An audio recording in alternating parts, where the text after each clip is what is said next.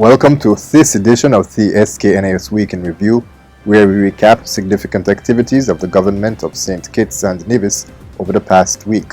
Coming up, Parliament moves forward with robust agenda, investment climate improving in St. Kitts and Nevis, vaccine rollout nears 10,000 jabs, and St. Kitts and Nevis observes World Water Day. Those stories and more are next on the SKNIS Week in Review for the period March 19 to 25, 2021.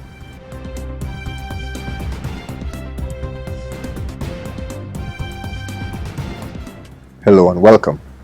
The National Assembly convened on Thursday as government continues to update local legislation to bring them in line with international standards. Prime Minister Dr. The Honorable Timothy Harris piloted the Gaming Control Bill 2021 and the Companies Amendment Bill 2021. Attorney General the Honorable Vincent Byron Jr. piloted the Income Tax Amendment Bill 2021, while Minister of Civil Aviation the Honorable Mark Brantley successfully moved the Civil Aviation Amendment Bill 2021. The bills were passed unanimously.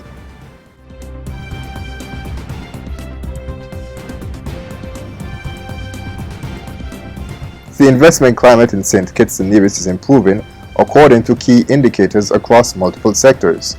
On Tuesday, Prime Minister and Minister of Finance Dr. The Honorable Timothy Harris highlighted several areas where progress is evident as the Twin Island Federation rebounds from the local economic challenges caused by the global COVID-19 pandemic.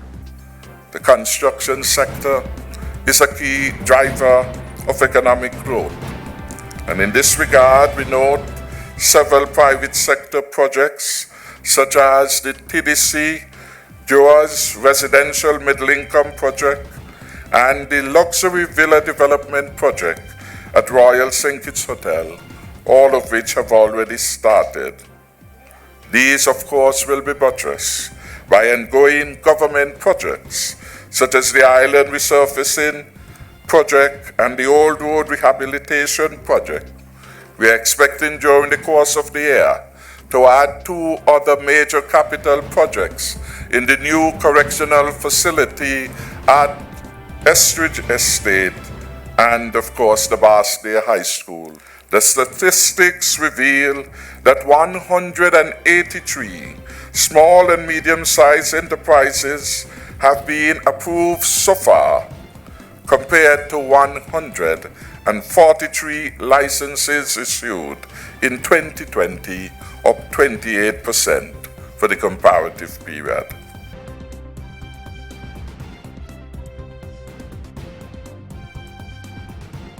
So officials are hoping that St. Kitts and Nevis can become the next hotspot in film production following positive reviews from overseas producers.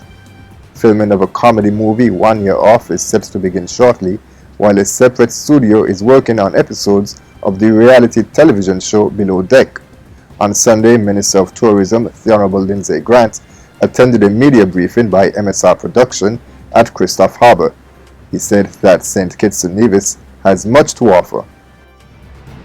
You will be inspired by our natural beauty and excited by the potential these attributes represent as you discover what we are today and what we can be tomorrow.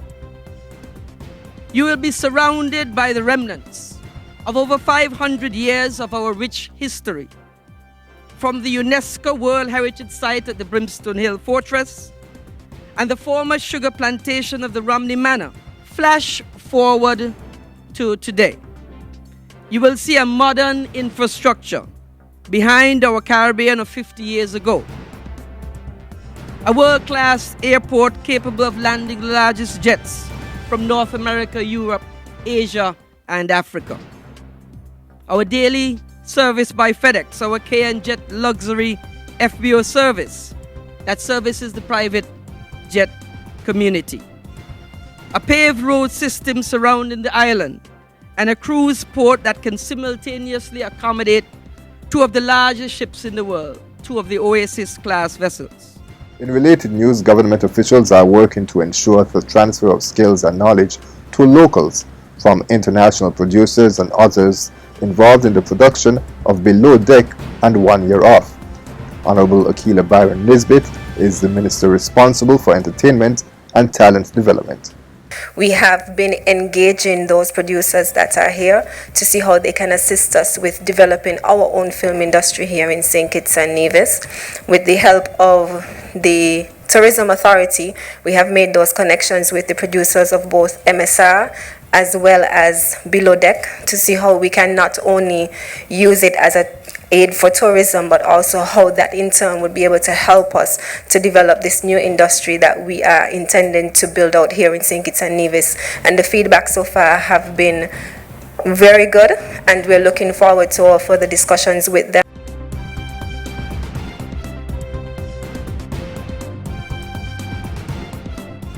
The Department of Marine Resources is promoting aquaponics as a viable way of boosting food production in St. Kitts and Nevis. Aquaponics is a system of aquaculture in which the waste produced by farmed fish or other aquatic animals supplies nutrients for plants to grow hydroponically. The department hosted a 5-day workshop which began on Monday, where students from secondary and tertiary educational institutions explored the theoretical and practical aspects of aquaponics. Dr. Mark Williams, Director of Marine Resources, highlighted the value of aquaculture to the Twin Islands Federation. What we want is to be able to produce enough food for our citizens here in St. Kitts and Nevis.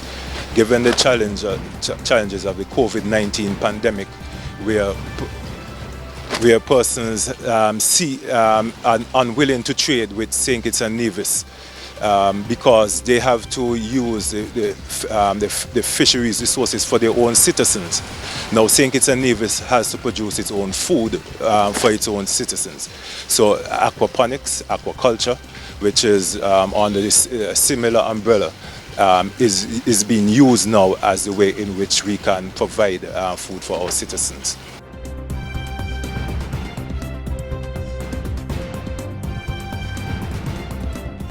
On Monday, St. Kitts and Nevis celebrated World Water Day, which was observed under the global theme, Valuing Water.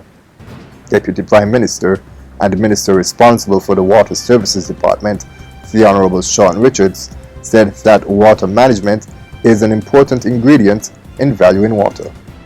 We all have a role to play in water management as private citizens of this federation. Personal responsibility is part of our shared responsibility. I urge you to become actively involved.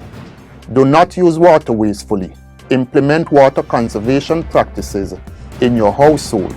Repair leaky taps and toilets.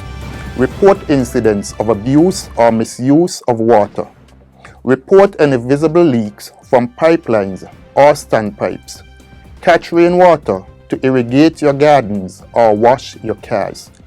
Pay attention to your wastewater disposal practices and respect signage and rules established by the Water Services Department.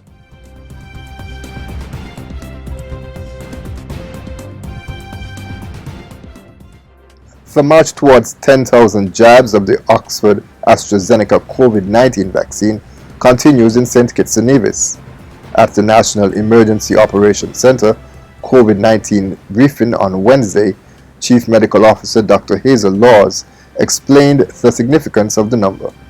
Our aim, our goal, our target is to reach the first 10,000 persons within the Federation and administer the first of 2 doses of this AstraZeneca Oxford vaccine. And our aim is to reach the 10,000 mark by long before April 16.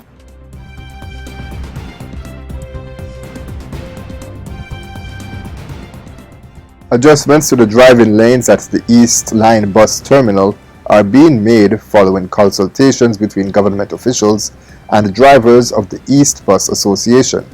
George Gilbert, engineer at the Public Works Department, said that some of the newer buses used for public transportation are wider and longer than some of the older buses.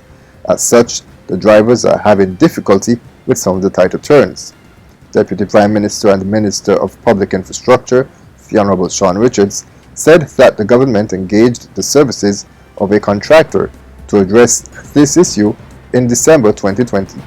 In December of last year, Public Works had already entered into a contract agreement with a contractor, the very same contractor who had done the work there, to make the necessary designs in terms of the space to correct it so that they're able to maneuver better. However, because of some particular concerns, the work hadn't begun. What I can say to you is that work began in earnest yesterday. The bus drivers have been relocated back to Branch Street. They would be there temporarily until those particular corrections are being made.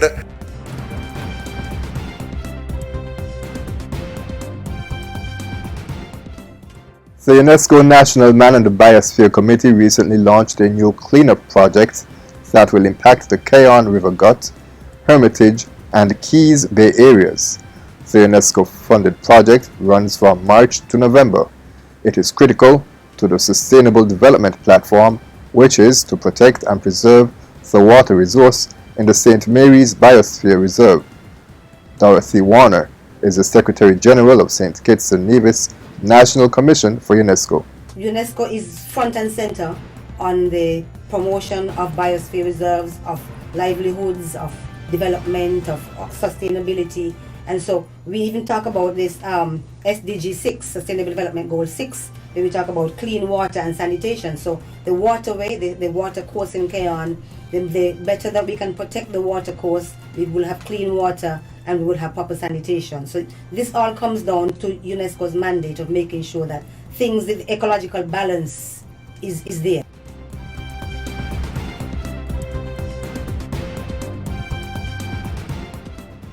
That's all for this edition of the SKNIS Week in Review. I am Ian Richards.